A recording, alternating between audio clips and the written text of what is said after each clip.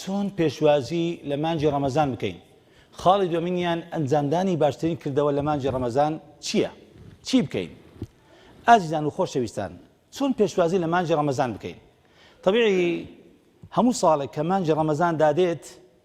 خەڵکانێک خەڵکی مسلمان غیرە مسلمان نا، چونکە ئەوە ڕەمەزان ئی مسلمانی غیرە مسلمان نییە. مسلمانان دەبنە دوو بەشێکیان پێشوازی لە ڕەمەزان دەکەن بە دڵێکی فراوانەوە، بە ڕیحاب سەدرەوە، بە کەیف خۆشیەوە، بە گەرم و گوڕیەوە، ئەهلی ئیمان. بەشێکی دیکەشمانی هەر لە مسلمانان وەکو شتێکە دەمنیان داهاتبی زۆر ناڕحەتە، زۆر ناخۆشە، ئەوی دازە ڕەمەزان هاتەوە یای وایە خەمیتی لە بیدایەتی ڕەمەزانەوە دەچی دەکات، اینجا دەی کولیسان بکە، اینجا حیوانێکی بکوژەوە لە ناو زەمیرەی دانێ و هەموو ڕۆژێ خەمی ئەوەیتی حیسابی ئەوەی دەکات تا ڕەمەزان تەوا دەبی هەمووی یەکلا بکاتەوە. وا دەزانن ڕەمەزان بەس ڕەمەزانی ورک تێرکردنە و خواردنە و دانی شەوی دیکە تەمبەڵی تەوەزەلیە، ئەوەشمان هەیە. بەڵام ئەوانە بەڕاستی غەڵەتە، هەڵەیە. سەرەتا دەبێ ئێمە ئەوەی بزانین گەیشتنمان بە مانجی ڕەمەزان گەورەترین نیعمەتە. گەیشتنمان بە مانجی ڕەمەزان گەورەترین نیعمەتە. بۆ ئازیزانی خۆم، پێغەمبەر عەلەیهی سەڵات وەسەلام لە فەرمودەیەکە دەفەرمی، سەنەدەکەم لە یاد نییە، دەفەرمی ئەگەر ئومەتی من بزانن خێر و بێری ڕەمەزان و ئەوەی لە مانجی ڕەمەزان خوای گەورە بۆی داناون تەمەنایان دەکرد، داوایان دەکرد هەموو ساڵ 306 ڕۆژ 12 مانگ 11 مانگەی دیکەش هەمی ڕەمەزان بە. تەماشاکەن ئازیزانی خۆم، ڕەمەزان بەڵێ بۆ ڕەمەزان بە. ڕەمەزان مانگێکی جیاوازە، بەڵێ اینجا ڕۆژەکانیشی جیاوازن، بەڵێ اینجا پاداشتەکەشی جیاوازە. هەر ئەوە نییە، هەموو شتێکی جیاوازە و هەموو شتێکی دەگۆڕێت، هەر لە ژیانی خۆماندا،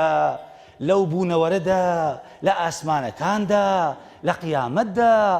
ئەوەی کە ئێمە چاوەڕوان دەکەین لە ژیانی خۆتدا. گۆڕانکانی ڕوودەدا چ دەکەی؟ گۆڕانکاری لە خواردن، لە جەمەکان، لە عیبادەت، لە خواپەرستی، لە هەموو شتەکان دەگۆڕێت، لە سلووکت. اینجا ئاسمانەکان ئەویش دەگۆڕێن، دەرگای هەموو ئاسمانەکان دەکرێنەوە. بەڵێ هەر ئەوە نا، لە بەهەشتیش دەرگای بەهەشت هەموو هەر هەشت دەرگاکان دەکرێنەوە. جەهەنەم هەر حەفتەکان قەپات دەکرێت، دادەخرێن. بەڵێ شەیطانەکان کە لەمچە دەکرێن. بزانە ئەو گۆڕانکاریانە لە چێن دەرێ دەست پێ کرد؟ لە چ مانگێکە؟ مانجی ڕەمەزان. کەواتە مانجی ڕەمەزان نیعمەتە،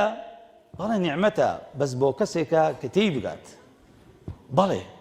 ئازیزانی خۆم، ئێمە کاتێک کە تەماشای خۆمان بکەین لە لاشەی ئێمە، لە ئەو لاشە جوان و ڕێک و دەبینێن کە خوا خەڵقی کردیە فی ئەحسەنی تەقویم، لە هەمان کاتیشدا ڕوحێکیشی دەناودایە. ئەو لاشە جوانەی دەبینن، بەڵێ ئەو لاشە لە خۆڵ دروست بووە. باش خۆراکەکەشی دەبێت لە خۆڵ بۆێت، دەبێت جارێکی دیکە بیتۆ خۆڵ. منها خەلقناکم وفيها نعيدكم ومنها نخرجكم تارة أخرى. أي روح أو لأسمانوا ونفخت فيه من روحي. أي دەبێت زاد و خۆراکەشی لە ئاسمانەوە بۆبێت. ئەی دوای دەبێت جارێکی بگەڕێتەوە ئاسمان، خۆ ناوی بێتۆ خۆڵ. ئەی باشە ئێمە وەکو مرۆڤ تەماشا دەکەین لە مانجی ڕەمەزاندا، خوای گەورە کە ئینسانی خەڵق کردووە تەماشا دەکەین کۆمەڵە مەخلووقێکی دیکەش هەیە، فریشتەیە، کۆمەڵێکی دیکەشمان هەیە حەیوانە، کۆمەڵێکی دیکەشمان هەیە شەیطانە. ئەو هەموو مەخلووقی خوددانە. مرۆڤ پێشەوەی بێستە مرۆڤ لە فریشتەکانەوە. فریشتە خوای گەورە عەقڵ و ژیری پێداون، بەڵام لایەنی شەهوەت و جنسی پێ نەداون، نیتیان. ئەی حەیوانەکان حاشاکی ئەو مەقا و مەدیسەدا، ئەوان عەقڵیان نییە، بەڵام لایەنی شەهوەتیان هەیە. ئەی مرۆڤەکان هەردووشیان هەیە، هەم لایەنی عەقڵیان هەیە، ژیریان هەیە، خواردن و خواردنەوە جنسیشیان هەیە. دەیواتە مرۆڤ ئێستا لەو مانگەیدا دەتوانی ئەسپی خۆی تاودا ئەگەر عەقڵی خۆی بەکاربێنی و ژیری خۆی بەکاربێنی، بەسەر لایەنی جنسیەکەیدا زاڵ بی دەستە ڕێزی مەلایکەتان فریشتەکان بەرز دەبیتەوە. بەڵام ئەگەر عەقڵی خۆی بەکارهێنی لایەن جنسیەوە نەفسیەوە بەسەر عەقڵدا زاڵ بی ئەو کات دەستە ڕێزی حەیوانەکان ئولایکە کەلئەنعام بەل هوم ئەضەل حاشاکی ئەو مەقام مەدرسەدا. بواتە لێرەدا مرۆڤ هەردوو بواری هەیە، بەڵام لەو مانگەیدا ئینسان دەچێتە ڕێزی فریشتەکانەوە، چونکە ئەوەی ئەوان بۆیە خوای گەورە لە ڕەمەزاندا تەماشا دەکەی ئەو شتانەی لێ قەدەغە کردووە لە چییە؟ حەڵاڵەکان. خواردنە ئاوە خواردنەوەیە، ئێلانی خاو خێزان ئەوەی هەیتی ئەوە حەڵاڵەکانە. بەداخەوە بە ئەسەفەوەش دەڵێن خۆزگا بە خۆزی خوای ئەو خەڵکە وا تێگەیش بە چۆن خۆی لە شتە حەڵاڵەکان ئاوە خواردن و خۆراکە لایەنی خاو خێزانی خۆیتی کە حەڵاڵن لە خۆی قەدەغە دەکا خۆزیان لە حرامەکانش خۆی قەدەغە کردبە بەس لە حەڵاڵەکان نا. ئیوامان هەیە لەو شتانە خۆی قەدەغە دەکات بەس لە غەیبەت و بوختان و نەمیمی و درۆ دەلەسە و فرت و فێڵ و ئەو شتانە نا. ئێخوا ئەوانە حەرامن، دەبێ خۆی ئەولاتر وایە یەکەم جار لەوانە دەست پێ بکەی ئەو جا بێسە شتەکانی کەدا، بەڵام لە شتە حەڵاڵەکان خۆی دەگری بەڵام لە حەرامەکان نا. ئەوەش هەڵەیەکی دیکە ئێمە تێککەوتوینە، هیوادارم ئەوە ڕاست بکەینەوە. بەڵێ ئەزانی خۆم باوێن بینە سەر بابەتەکەی خۆمان بۆی کە لە بابەتەکەی خۆمان دەرنەچین. ئەوەی کە مەبەستمە لێرەدا چۆن یەکەم خاڵ یەکەم چۆن پێشوازی لە مانجی ڕەمەزان بکەین. خاڵی دووەمینیان ئەم زاندانی باشترین کردەوە لە مانجی ڕەمەزاندا. هیوادارم ئەو برا بەڕێزانە ئاگدارم بکەنەوە چونکە ئینسان لە کاتدا بۆی کاتەکە نەڕۆم زیاتر. وەلەو کاتەکەشیان پێ نەگوتی من چەندە چەندیە نازانم. هیوادارم ئینشاءڵڵا سوود بەخش بی. خاڵی یەکەم چۆن پێشوازی لە مانجی ڕەمەزان بکەین. باش ئەوە مانجی ڕەمەزان دێت، پاشی دوو ڕۆژی دیکە ئینشاءڵڵا بە پشتیوانی خوای گەورە خوا تەمەنی هەموو لایەکمان درێژکە دەگەینە ئەو مانگا پێدەنین واتە هەنگاوی یەکەم لە ڕۆژی شەممە ئینشاءڵڵا دەیخینە ناو مانجی ڕەمەزانی پیرۆز ئەو ساڵەکە 1443 کۆچی. باش لە ئەو ڕۆژەدا بەڕاستی ڕۆژێکی گەورەی و پیرۆزە چۆن پێشوازی لێ بکەین. وەکو گوتم ئازانی خۆم لە ئێستاوە دوعا بکەم لە خوایە تەمەنمان درێژکەی بمانگەینە مانجی ڕەمەزان و تەوفیقیشمان بدەی ئەوەی کاتۆ پێت خۆشە و ئەوەی تۆ لێ ڕازی لەو مانگەیدا ئەنجام بدەین لێمان قبول بکەی. ئەوە زۆر مهمە لە پاش نوێژەکان ئەو دوعای بکەن نەبی نەکەن. خاڵی یەکەم چۆن پێشوازی لە مانجی ڕەمەزان بکەین. بابینە سەر خاڵی یەکەم تەماشاکەن ئازانی خۆم. یەکەم خاڵی یەکەمینیان خاڵی یەکەم بالتەوبەتی لله تبارك وتعالى. تەوبە یەکەم خاڵ یەکەم هەنگاو تەوبەکردن. باشە من پرسیارێک لە ئێوە بکەم لە هەردوو ڕەگەز لە خوشکان و لە برایان بۆ تەوبە بۆ باسی ڕۆژیم نەکرد، بۆ باسی نوێژم نەکرد، بۆ باسی قورئان نەکرد، بۆ باسی تەوبە. دەزان بۆ چونکە گوناح و تاوان هۆکارێکن بۆ ئەوەی کە عیبادەت پێ نەکرێت، هۆکارێکن بۆ ئەوەی لە عیبادەت دوور بکەویەوە، هۆکارێکن بۆ ئەوەی کە تەمبەڵ بی لە عیبادەتەوە. گوێتان لێ بووە ئیمامی شافعی ڕەزا ڕەحمەتی خوا لێبی دەفەرمیتی شەکەوت إلى وكيع سوء حفظي فأرشدني إلى ترك المعاصي. بەڵێ ئەوە یەک لەوانە پیاوچاکانی پێشان سەلەفی ساڵح ڕەزا ڕەحمەتی خوان لێبی دەڵێ ئیوا بوو دەرجێتەوە دەڵێ چەند شەوان طبعا شەو نوێژیان نەدەچوو وەکو نوێژەکانی ئێمە پێنج فەرزەکان ئەوان شەو نوێژیان وەکو پێنج فەرزەکان نەدەچوو. بەڵێ دەڵێ زۆر شەوان لە شەو نوێژان مەحروم بووم، هەستم کرد بەهۆی تاوان و گوناحەوەیە. بۆیە باسی تەوبە دەکەم چونکە تەوبە هۆکارێکە بۆ ئەوەی بتوانی مانجی ڕەمەزان بەو شێوەیە بەڕێی بکەی ئەنجامی بدەی کە خوا لێ خۆ ڕازی بی، خوات لێ ڕازی بیت. ئەو عیبادەتانەی کە لە مانجی ڕەمەزان پێویستن ئەنجام بدەین یەکەم خاڵ هەنگاوی یەکەم بە تەوبە، بە هەڵدانەوەی پەڕەیەکی سپی لە مابەینی خۆت و خوا، ئاشتەوایەک لە مابەینی خۆت و خوا لەو گوناحانەی کە ئەنجامت داون بۆی کە پەڕەیەکی سپی بێتە گۆڕەوە خوای گەورە هاوکارت بی بۆ ئەنجامدانی ئەو عیبادەتانە. جا بۆیە ئەگە تەماشا بکەین پێغەمبەر عەلەیهی سەڵات وسەلام لەگەڵ ئەوەی کە بەڕەستترین مەخلوقی خوایە، خوای گەورە لە دنیادا پێی گوتووە لە گوناحی پێش و پاشت خۆش بیمە غفر لك ما تقدم من ذنبك وما تأخر. باش ئەو زاش تەماشا دەکەی دەڵێ لە یەک مەجلیسدا یەک مەجلیس یەک دانیشتن 70 جار دەیگوت چی؟ دەیگوت رب اغفر لي وتب علي إنك أنت التواب الرحيم. حفتات زار ترى لما ديسي وهو صد زار أو قسيدة كرد سنكس لإيما مدرسك لما مدرسك من حفتات زار أو قسي ما كردوها باشا كس لإيما زمانتي ورقلتوها لأن خواي يقول لك نحي بيش باشي خوش بوا زمانتي بهرشت ورقلتوها نا أو زمانتي ورقلتوها أو زاش حفتات زار أو قسيدك منو تو نك حفتات زار ده حفتات زار بيش من بوي هي بلي أجزاني خوم ربي اغفر لي وتب علي إنك أنت التواب الرحيم واتتوبا هنقاوي يكم لإستا ودس بيبك بالتوبة كردن فشيمان بنا ولو قنا حانيك أنزام الدعوة توبي نصوح يا أيها الذين آمنوا توبوا إلى الله توبة نصوحة توبوا ترى أي إيمان دارنا نال أي مجرمين السفاتنا خوال لقر كابرا يقولون أحبار نالي بس يمنو تودك إيمان دارك راستكين ترى توبة بكن قد كاتك يكك بدلي لخواب ترسا توبة بكا لو ما منسم كردوا ما زلام كشتوا عرق بخواردوا أمن هام كردوا بابا توبة بيويستا بيغمبرك إيما قدوة إيما بيبلي تساوما تاندي سلمان محمد المصطفى صلى الله عليه وسلم أو زيادة اللحفتات زار ليك ما ديز دا يفرموا ربي اغفر لي خواه ليم خوش با دا قرموا بشيمان لبولايتو إنك أنت التواب الرحيم أو خالي يكم خالد ومنيان لبيشوازي كدن لمانجي رمضان دا أجزاني خوم دور كوتنا ولا برادري خراب ئازیزان خوشکانی بەڕێز و خۆشەویستم ئێوە هەردووکتان خوشکان و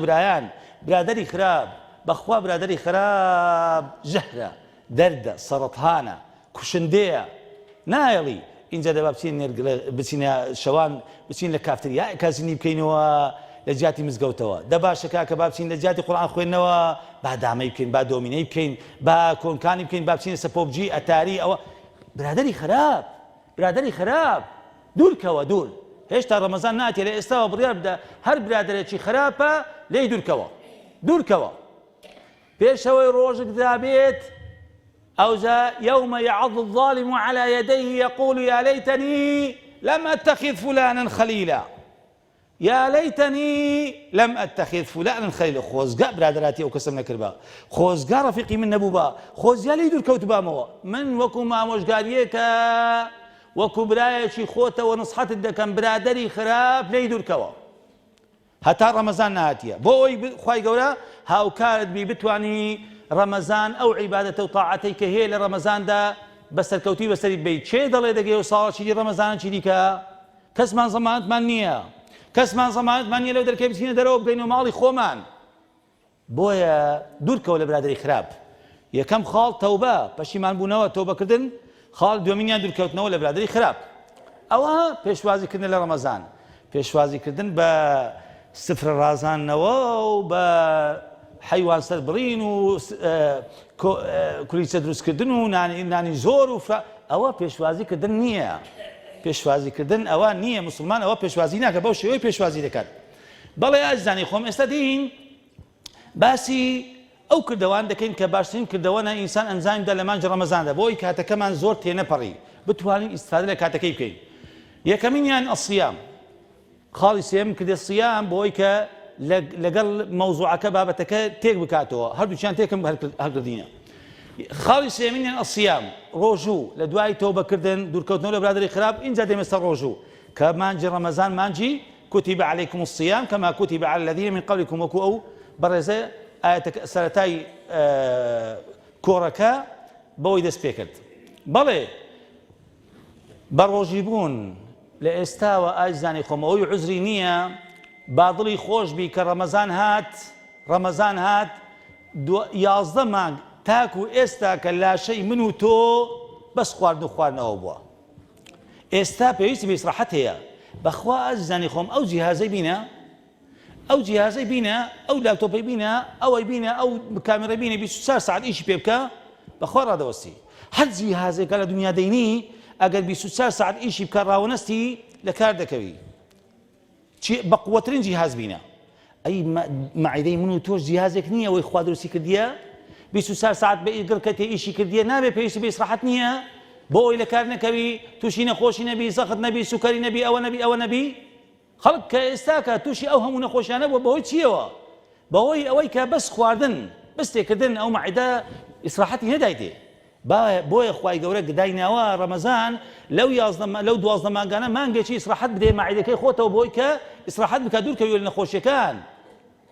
بەڵێ ئەگە باسی ڕۆژی بکەینەوە تەواو نابی، حکمەتەکانی ڕۆژی ئەوان دیکە تەواو نابی. جا بۆیە ئاژزانی خۆم خاڵی سێم کە باسم کرد ڕۆژی بوون بە ڕۆژیبوونی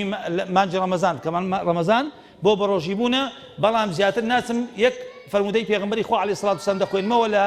زۆر فەرمودان ئەویشیان دەفەرمی کە متفق عەلەیه من صام رمضان إيمانا واحتسابا غفر له ما تقدم من ذنبه. بەس لەو خۆشیە گەورەی خوای گەورە بەهۆی بە ڕۆژیبوونی یەک مانجی ڕەمەزاندا هەموو گوناحەکانی پێشە خۆ دەسڕیتەوە. خوا لەوە خۆشتر هەیە؟ لەوە خۆشتر هەیە؟ خۆ ئەگەر مردی بە گوناحەوە ناچێ باشتەوە، وەڵڵا ناچێ. چکە باش جێی گوناحباران نییە. دەبێ خوای گەورە ئەگەر گوناحەتەنە لە ڕۆژی دواییدا ئەگەر عەفوی خوا نەتگریتەوە دەبێ بە جەهەنەمەوە بە ئاگر لێت بکاتەوە ئەوجا بچێنەوە باشتەوە، چونکە بەهەشت جێی گوناحباران نییە. دەبێ ئەوەی کە دەستە بەهەشتەوە پاک بیتەوە ئەوجا بچێنەوە بەهەشتەوە. ڕۆژیش بە ڕۆژیبوونی مانجی ڕەمەزان یەک لەو شتانەیە کە خاوێن دەبیەوە، خاوێن پاک دەبیەوە لە ئاخیری ڕەمەزاندا. خاڵی چارەمینیان ئاژزانی خۆم لە ئەوەی کە باشترین کردەوە ئەنجامدانی باشترین کردەوە لە مانجی ڕەمەزان ئەڵقیام. قیام واتە شەوان بە ڕۆژینە عیبادەتی ڕۆژی، شەوانیش بە عیبادەتی قیامەوە، شەو نوێژەوە، تەراویحەوە، ئەو عیبادەتانەی کە ئەنجامی دەدەی. پێغەمبەری خوا عەلەیهی سڵات وسەلام دەفەرمی من قام رمضان إيمانا واحتسابا غفر له ما تقدم من ذنبه متفق عليه. واتە ئەگەر ئیماندارێک مسلمانێک لە شەوانی ڕەمەزان هەمووی زینی کردەوە، ئەوە بەڵام بە ئیمان و احتیسابەوە هەم بە باوەڕ بەخوایەوە لە بۆ خوا، اینجا داوای پاداشی لە خوا بکە، خوای گەورە لە هەموو گوناحەکانی خۆش دەبی. بۆیە ئاژزانی خۆم لێرە تاکید دەکەمەوە لە خاڵێکە لە سیام و قیام علەمایانی ئیسلام متفقن لەسەرەوەی هەر عیبادەتێکە دوو خاڵ تێدا نەبن قبول نییە لای خوایەوە. وریا بە ئاگادار بە لە عیبادەتەکانی خۆت بە تایبەتی لە ڕۆژی و لە قیامەکانی خۆتەوە شەو نوێژەکانتەوە ئەو دوو مەرجەی ڕەچاو بکە. یەکەم لە بۆ خوا ئیخلاص، دووەمینیان متابعە الئیصابە، واتە دەبێ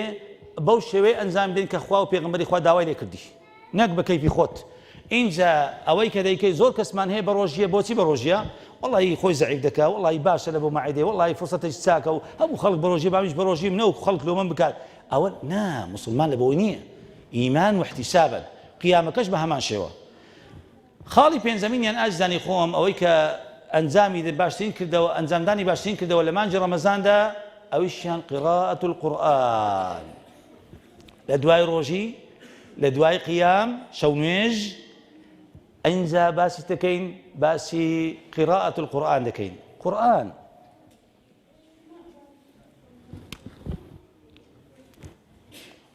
قورئان دەزانی ئەوە چیەوە؟ ئەوە ڕوح. وكذلك أوحينا إليك روحا من أمرنا ما كنت تدري ما الكتاب ولا الإيمان ولكن جعلناه نورا نهدي به من نشاء. سبحان الله. والله ئاژزانی خۆم قدر و قیمەتی ئەو کتابەی چێ دەزانی؟ ئەو کەسەی کە خۆی لەگەمان دەکا، ئەو کەسێک کە تێیگەیشتیە. تخوا بووە مسلمان ڕۆژی بەسەدا تێپەڕی ویردێکی قورئان نەبی، کارەساتە. من بە کارەساتی ناودەوم، بە تایبەتیش لە مانجی ڕەمەزان قورئان. من وەکو ژیانی خۆمەوە ئاژزانی خۆم بدون ڕیا، والله على ما أقول شهيد، لە بۆ ڕیام نییە، بەس لە بۆ ئەوەمە کە حتا ئێستا ڕۆژێک تێپەڕی بەسەر ژیانمدا قورئان جزوێ قورئانێک بەلای کەمی جزوێ قورئانێک نەخوێنیتەوە، ئەو زان ئەو ڕۆژە ڕۆژی من نەبووە، ئەو ڕۆژە لای من تاریک بووە. مەبەستم لە چییە؟ دەبێ ویردێکی قورئانمان هەبی لەلای ڕەمەزان، لەناو ڕەمەزاندا زیاتر. بۆ؟ چونکە بیلبیلەی چاومان، تانجی سەرمان محەممەد المستەفا صلى الله عليه وسلم ئەو وا بووە. دەفەرمی كان النبي صلى الله عليه وسلم أجود الناس وكان أجود ما يكون في رمضان حين يلقاه جبريل عليه السلام فيدارسه القرآن، أو كما قاله الرسول صلى الله عليه وسلم حيث كدور درجة فلا رسول الله صلى الله عليه وسلم أجود بالخير من الريح المرسلة، رواه البخاري ومسلم. تماشاك دفرمي پیغمبری خو علیه الصلاة والسلام سخی طبیعت بووە لە هەموو ساڵێ 360 ڕۆژی ساڵێ 11 مانجی ساڵێ زۆر سەخی طبیعت بووە کە مانجی ڕەمەزاندا دەهات سەخاوەتەکەی زیاتر دەبوو. دەزان بۆ دائما ئینسانی مسلمان دەبی سەخی بی، ئینسانی مسلمان دەبی سەخی بی. جا نێزیکە پرسیار لەم کەورە ماوسەر بۆ دەبی مسلمان سەخی بی، ڕەزیل نەبی، قرسۆک نەبی، چونکە ڕەزیلی صفەتی مسلمانان نییە. دەزانین صفەتی چییە؟ صفەتی جوانە. الذين يبخلون ويأمرون الناس بالبخل، والله صفتي مسلمان نییە. بەتایبەتیش ئەی پێغەمبەری ئێمەنی عەلەیهی سڵات وسەلام قودوەنی وەلەکم فی ڕەسوڵ الله ئوسوەتون حەسەنە. بۆی نییە چاوی لێ بکەین ئەو بۆ پێشەوای من نییە، ئەو وا بووە ئەمەش چاوی لێ بکەین بەڵێ ناگەین و ئەو ئینجا پێغەمبەر عەلەیهی سڵات وسەلام لە ژیانی خۆشیدا ئەوها بووە بەو شێوەیە طبیعەتی سەخی طبیعەت بووە. دەفەرمی لە حەدیسەکەیدا هەموو ساڵێ کە مانجی ڕەمەزاندا دەهات جوبریل ئەمین عەلەیهی السەلام لە 7 طەبەقەی ئاسمانەوە دەهاتە خوارەوە لە بۆ لای محەممەد ئەمین. بۆچی؟ دەبێت بۆچی هاتبی؟ ئێستا مەثەن بۆ نمونە کاتێک و کەسێک دێترات بۆچی دێت؟ خێرە بۆ ئەوە فەیودارسه القورئان، بەس بۆ ئەوەی مراجعە قورئان، مدارسەی قورئان، هیچی دیکەنە، بەس تەنیا ئەوە. هەموو شەوانی ڕەمەزان دەهات مدارسەی قورئان دەکردەوە. ئەوە یەک. کە مانجی ساڵی ئاخری داهات جوبریل عەلەیهی السەلام 2 ختمە قورئانی بە پێغەمبەری خوا کرد عەلەیهی سڵات وسەلام، 2 جار. ئەوە چمان پێ دەڵێ ئەو فەرموودەیە؟ دەڵێ دەبێ هیچ کەسێک هەر چەندی مەرتەبەی گەورە بی، هەر چەندی شەهادەی بەرز بی، هەر چەندی عالم بی، هەر چەندی نازام چبی نابێ بێ مامۆستا بی. چونکە پێغەمبەرەکەمان مامۆستای هەتا مەردیش مامۆستای هەبووە، جوبریل مامۆستای بووە. مامۆستای چی بووە؟ قورئان. ئەی ئەمنۆ تۆ کاتێک کە قورئانەکەمان تەواو کرد پێیمە الحەمدولله تەواو خلاص قل أعوذ برب الناس من الجنة والناس خلاص ئیدیکە تەواو ئەم بوومە مەلا مامۆستا. عەبەسە خوێندن بەسە وتەوەلا بووم بە مەلا. وان نییە کاکە، وان نییە. باشە بەبێ مامۆستات هەبی، بێ مامۆستا نابیت. ئەگەر چاو لە پێغەمبەری خوا لێکە عەلەیهی سڵات وسەلام ئەو بێ مامۆستا نەبووە، لەگەڵ ئەوەی کە بزانە چ مەرتەبەیەکی هەبووە، قورئان لەوی بێ مەگەیشتووە. اینجا لە دوایەوە لەو حەدیسە پێمان دەڵێ کە پێغەمبەری خوا عەلەیهی سڵات وسەلام کە قورئانی مراجعە کردیتۆ لە مانجی ڕەمەزاندا هەموو شەوان، ئەی ئێمە بەرنامە دانێ بۆ خۆتەوە هەموو شەوان وەکو پێغەمبەری خوا عەلەیهی سڵات وسەلام قورئانی مراجعە بکەوە. ئەگەر نازانی ئێستا نەزانین نییە، وەڵڵا حوجە لەسەر هەمووان دروست بووە، خوێندەوار و نەخوێندەوار. دەزانی ئەو علم و تەکنۆلۆژیای کە ئێستا هەیە بە نازانی بخۆی نەتخوێندووە بە میمۆریەکەی خۆت مۆبایلەکەت بۆ چییە؟ قورئانش تێدا نەبی، بڕۆ قەڵەم قورئانێکا بکڕە، هەموو ڕۆژێ جوێکە خەتمەچی بکە بە ڕەمەزانەوە. بەس گوێگرتنەکە، گوێگرتن خێری گوێگرتنەکە دەگاتێ، تەماشاکردن خێری چاوەکانی خێری تەماشاکردن دەگاتێ، قسەکان کە دەکەی خێری گوتنەکەت دەگاتێ، دڵەکەت کە تێدەفکریت تدبردەکە خێری تدبورەکەی دەگاتێ. واتە قورئان هەمووی بەرەکەتە. بەس برێ بسم الله الرحمن الرحیم 19 پیتەفی دەیکە 190 خێر لە ڕەمەزاندا فی 700 دەکرێت. جا ئەو خێر و بەرە بەدەست چێ دەکەویت؟ ئەوە بۆ قورئان لە شەوان بێ قورئان نەڕۆی، شەوان بێ قورئان نەڕۆی، دائیمەن وردێکی دانێ زوێک دانێ. اینجا لە بەیانیانیش کاتێک کە بەیانی هات دێنە سەر ئێستا باز دەکەینەوەیش ئەو لە خاڵی خۆی باز دەکەین. بینە سەر خاڵی شەشەمینیان لە دوای قورئان ئەویشیان چییە؟ الصەدەقە کە لە دوای پێکەوە مەربوطن. ئەو حەدیسەی خوێنمانەوە هەم شمولی سەدەقەی دەکات هەم قورئانیش دەکات. ئەجوەدە الناس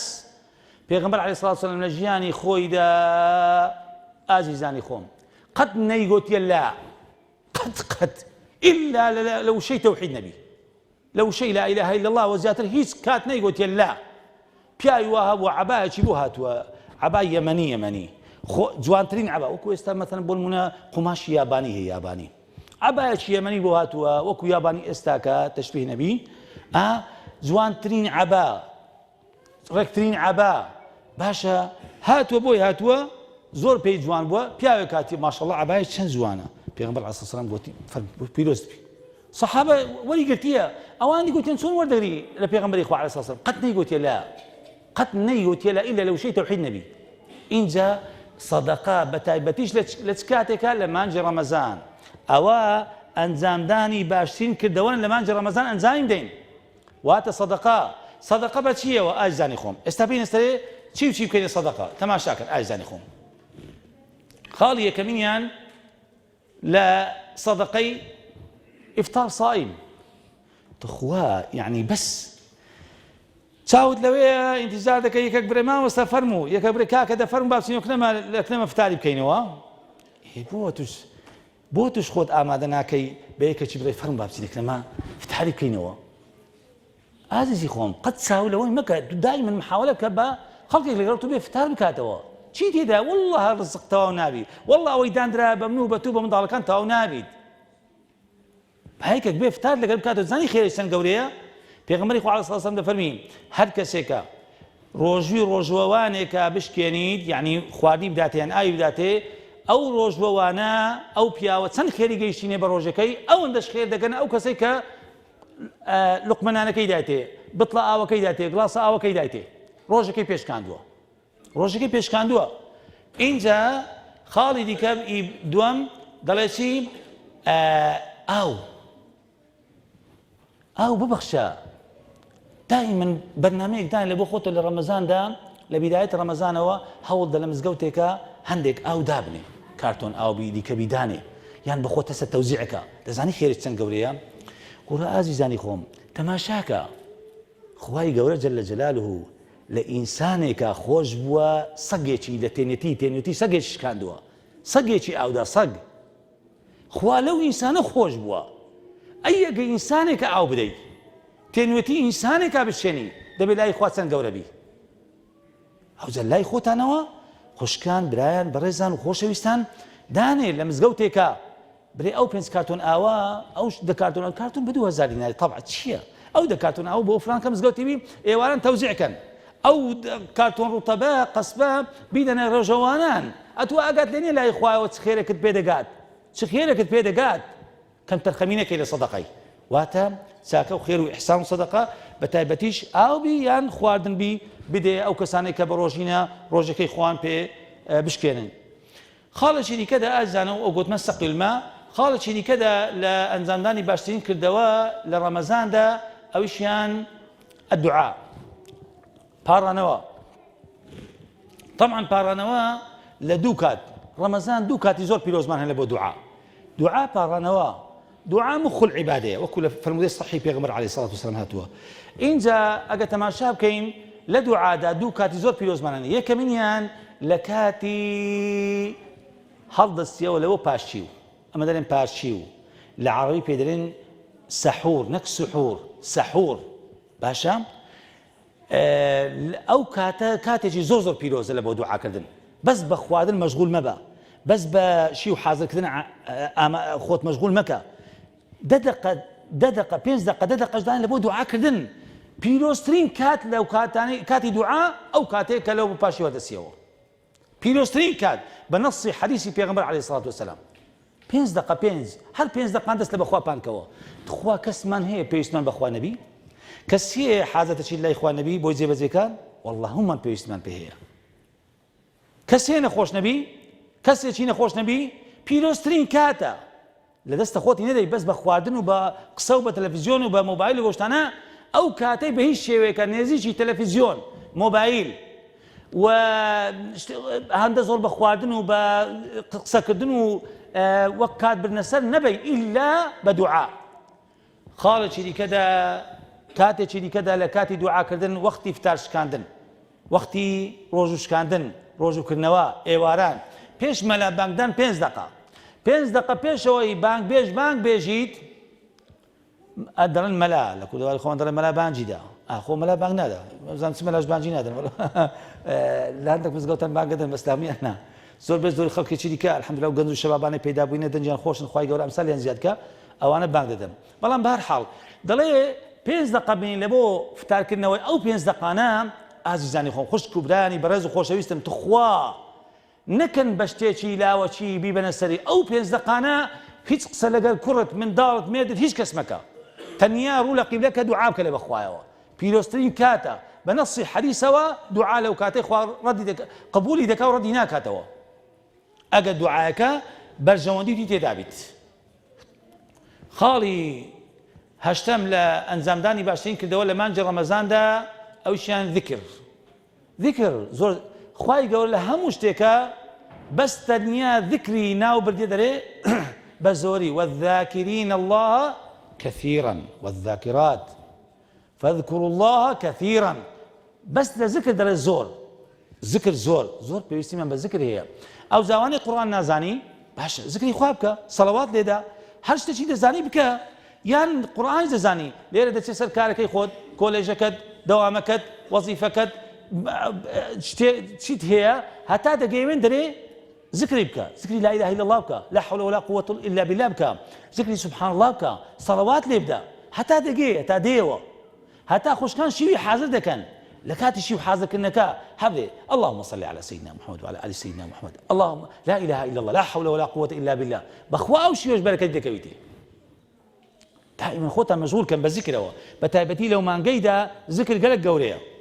خالي شي كذا خالي هشتم ل ئەنجامدانی باشترین کردەوە لە مانجی ڕەمەزاندا ئەویشیان الاستغفار زۆر برێ ئەستەغفر الله ئەو زۆر کەسمان هەیە دەرێ ئەستەغفر الله طبعا نییە ئەستەغفر الله غەین پیتی غەین ئەوانەی کە لە زمانی عەرەبی شارەزانە غەین شوێنی پیتی غەین دەرچوونی پیتی غەین جیاوازە لەگەڵ پیتی خا لێک نزیکن بەڵام جیاوازیان هەیە اینجا کاتێک کە ئەو ذکرەی زۆر دەکەی بەڵام باشترین کات باشترین وەقت لە مانجی ڕەمەزان و غەیر ڕەمەزان بە تایبەتی ڕەمەزان دەڵێن باشترین کات بۆ گوتنی ئەستەغفر الله وەقتی پاشیوە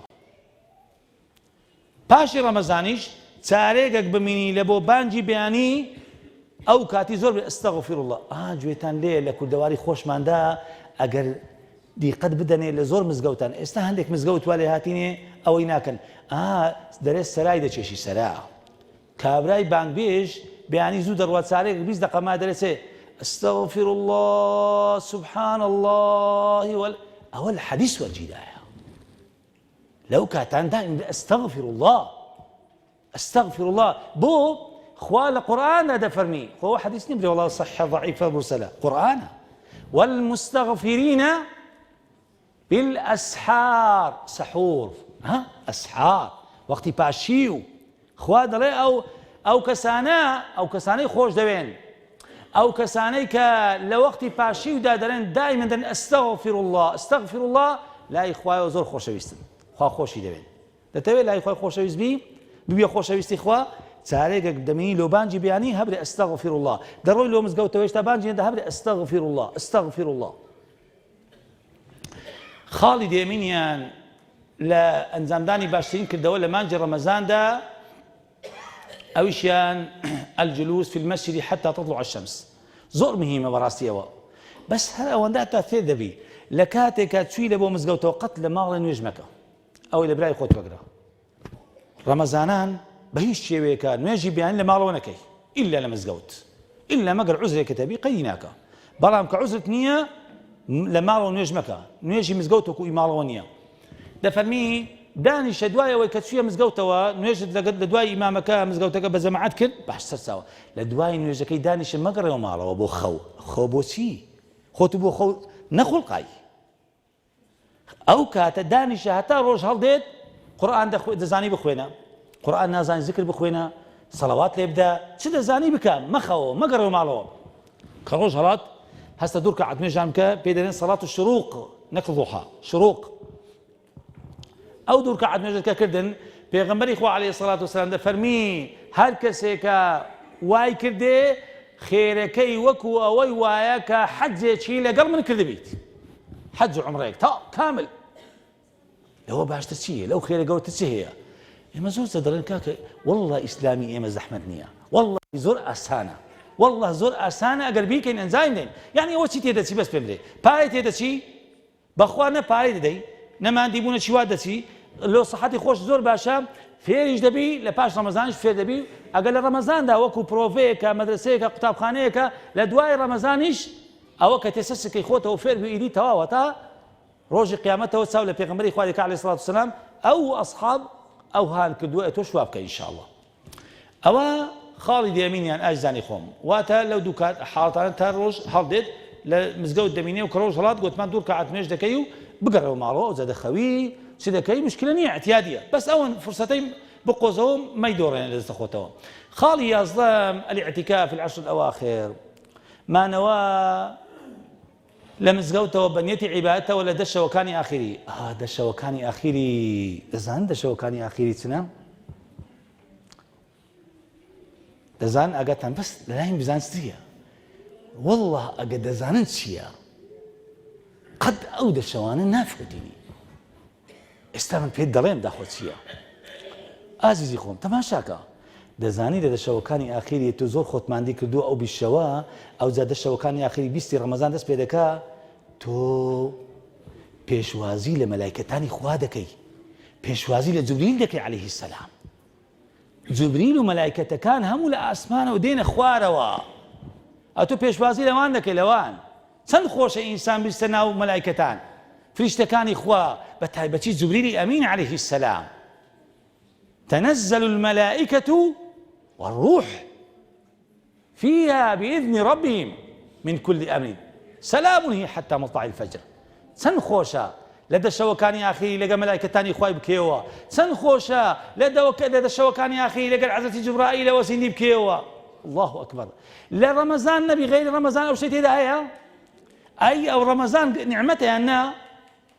كذا نعمته أزيخهم نعمته قولتين نعمته بس لرمضان دا ومن بدز دكوي لغير رمضان خواني قوتيا تنزل الملائكة والروح فيها بس باسي ده شوكاني أخي ده كلام مانجي رمضان ده كان يعتكف العشر الأواخر من رمضان حتى توفاه الله أو طبعا قباسي ده شوكاني أخي كنا وزورة بابتها شي سرب أخويا زور فرمودا فرمودەکانی پێغەمبەری خوا عەلەیهی سەڵات وسەلام دەربارەی دەشەوەکانی ئاخری هاتینە بەڵام ئەمە ناچینەوە تەفاسیلەکەی ئەوە بە کورتی باز دەکەین بۆی کە ئەگەر گەینە ئەو کاتی ئینشاءڵڵا ئەو کاتی زیندی بکەنەوە و لەگەڵ ئەو برا بەرەزانە الحەمدوللا ئەهلی علمن دەتوانن ئیستیفادەی باش لێ بکەن ئینشاءڵڵا خوای گەورە بمانگەین تا ئەو دەشەوەکانی ئاخری و بتوانین دەشەوەکانی ئاخری زیندی بکەینەوە بەو شێوەیە کە خوا پێی خۆشە خاڵی